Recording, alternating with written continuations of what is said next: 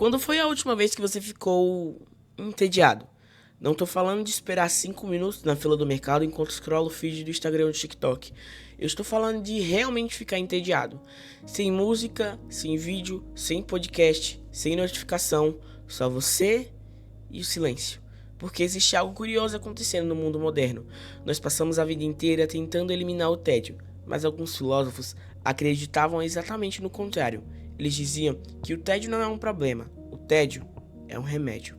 O mundo em que vivemos hoje é provavelmente o ambiente mais estimulado da história humana. Nunca tivemos tantas telas, tantas músicas, tantos vídeos curtos, tudo compete pela nossa atenção. Cada aplicativo quer alguns segundos na nossa mente, cada vídeo quer mais alguns minutos, cada plataforma quer que você nunca saia dela, e sem perceber, nós nos acostumamos a viver sem espaço vazio na mente. Você já notou que se existe silêncio, colocamos uma música de fundo? Se precisamos esperar na fila, abrimos o celular. Se ficamos no tédio, rapidamente abrimos um vídeo. Mas existe um problema nisso. A mente humana não foi feita para viver em estímulo constante, e quando ela vive assim, algo começa a quebrar. No século XIX, um filósofo alemão chamado Arthur Schopenhauer observou algo curioso sobre a vida humana. Ele dizia que a vida oscila entre duas coisas: desejo e tédio. Primeiro desejamos algo. Por exemplo, queremos um objeto, uma conquista, um prazer, uma experiência. Passamos semanas, meses ou até anos perseguindo aquilo. Mas quando finalmente conseguimos, o desejo desaparece. E não é porque conquistamos aquilo, é simplesmente uma sensação de vazio. E o que sobra? Tédio. Schopenhauer resumiu essa dinâmica em uma frase que ficou famosa: a vida oscila com um pêndulo entre a ânsia de ter e o tédio de possuir. Primeiro vem a ansiedade da conquista, a expectativa, o desejo, mas assim que aquilo se torna parte da nossa vida, o entusiasmo desaparece. Para Schopenhauer, esse ciclo revelava algo profundo sobre a condição humana, porque nenhum prazer externo consegue preencher a mente por muito tempo. Então, fazemos o quê? Corremos atrás de outro desejo, outra conquista, outra distração, e o pêndulo continua se movendo entre a ânsia de ter e o tédio de possuir. Agora imagine o que acontece quando você pega esse ciclo e multiplica ele por 1000. Pois é isso que o mundo digital fez. Antes, você precisava terminar um livro para começar outro. Hoje você pode consumir 100 estímulos diferentes em 10 minutos. Um vídeo, uma música de fundo para assistir esse vídeo, e scrolla os shorts ao mesmo tempo.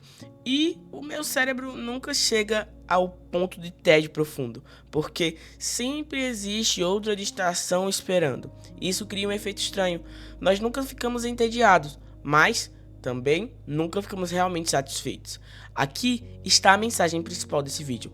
Preciso te dizer que o tédio não é apenas ausência de estímulo. O tédio é o espaço onde a mente começa a pensar.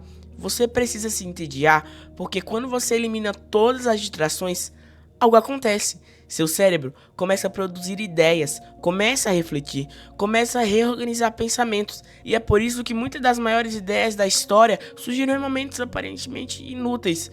Durante caminhadas, durante o silêncio, durante longos períodos de vazio. O tédio é o terreno onde a criatividade nasce.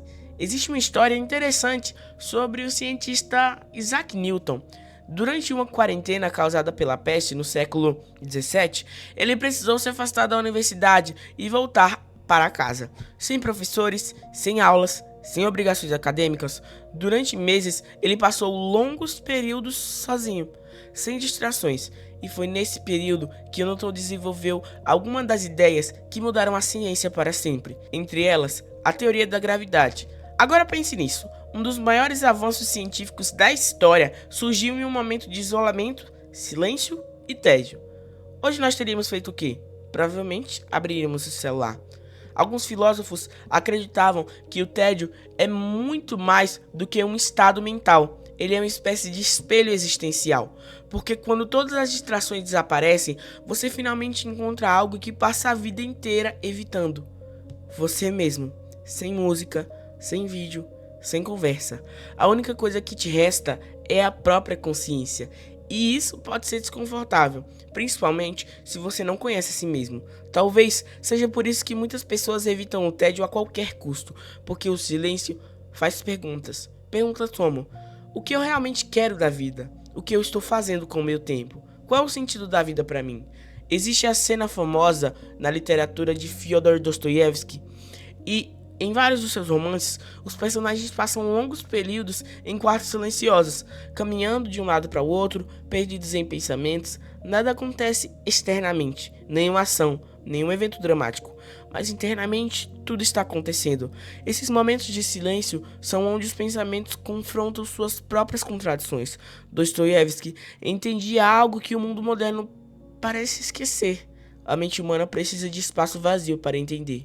O problema é que nós nunca ficamos entediados de verdade, e sem tédio não existe reflexão. Sem reflexão não existe autoconhecimento. Sem autoconhecimento, a vida vira apenas uma sequência de estímulos, até o dia em que você percebe que passou anos ocupados, mas nunca realmente presente. Talvez o tédio não seja o inimigo da mente, talvez ele seja a última porta que ainda nos leva para nós mesmos, porque um mundo cheio de estímulos, o silêncio tornou uma forma rara de sabedoria. Mas existe algo ainda mais profundo nisso.